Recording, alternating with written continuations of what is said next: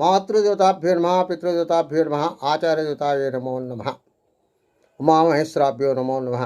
ఉమామహేశ్వరులు అందరినీ కూడా ఆయు ఆరోగ్య ఐశ్వర్యాలు ఇచ్చి కాపాడాలని కోరుతూ ఉన్నాం. అదేవిధంగా శేషమునేంద్ర ఆశ్రమం తిరువూరు. ప్రతిరోజు కూడా ఒక మంచి మాట చెప్పుకుంటున్నాం. అవి ఏంటంటే రుణానుబంధ రూపేణ పశు పత్ని సుత ఆలయాలు అని 4 భాగాలుగా చెప్పుకుంటూ ఈ రోజున ఆలయాల గురించి చెప్పుకుందాం. ఆలయాలంటే మనం ఉండేటటువంటి ఇళ్ళు కొన్ని, వాటిని గృహాలయాలు అంటాం. దేవునికి నిర్మించేటటువంటి దేవాలయాలు అంటాం. మనం ఇల్లు గృహం నిర్మించాలి అనుకున్నప్పుడు వాటికి కావలసినటువంటి మెటీరియల్ ఎంతో కావాలి. ఇసుక, సిమెంటు, ఇటుకలు, ఐరను, అలా ఎన్నో మెటీరియల్స్ చేస్తూ ఉంటాం. వాటి అన్నిటికీ కూడా మనం ఖర్చు పెడుతూనే ఉంటాం. వాళ్ళ చేత సేవ చేయించుకుంటూనే ఉంటాం. కొన్ని సందర్భాల్లో మనం సొమ్మిచ్చినా కూడా వాళ్ళు సేవ చేయకుండా వాటిని ఎగ్గొట్టు లేకపోతే ఇంకో రకంగా నష్టపోతూ ఉంటాం. ఇదంతా రుణానుబంధమే. అదేవిధంగా అంతా పూర్తి అయింది, మనమే ఉంటామా అంటే అది కూడా చెప్పలేం. ఎందుకంటే మనం ఏదో ఒక ఇంట్లోనే ఉంటాం.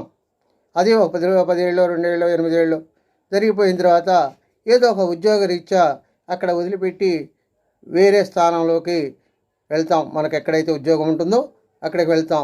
ఈ ఇల్లు కట్టాం కాబట్టి ఈ రుణాన్ని ఈ విధంగా ఇంతమంది జనాభాకి, కూలీలకు కానీ, మేస్త్రులకు కానీ, మెటీరియల్ కానీ ఇచ్చాం అంటే ఆ రుణాన్ని ఆ విధంగా చెల్లించాం.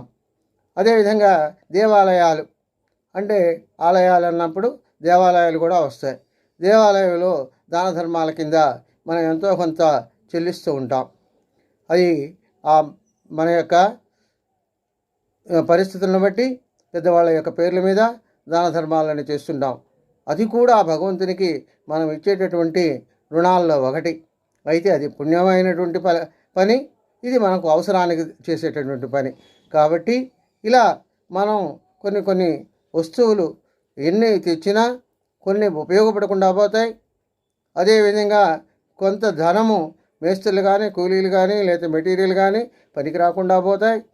వారు చేసే పని మనకు నచ్చకనో పనికిరానో కొన్ని నష్టపోయే పరిస్థితులు కూడా ఉంటాయి. ఇవన్నీ కూడా వీటన్నిటినీ రుణానుబంధము అని చెప్తారు. కాబట్టి స్వస్తి ఈ విధంగా రుణానుబంధాలు జరుగుతాయని చెప్పడం జరుగుతుంది. సర్వే జనా సుఖినో భవంతు. ఓం శాంతి.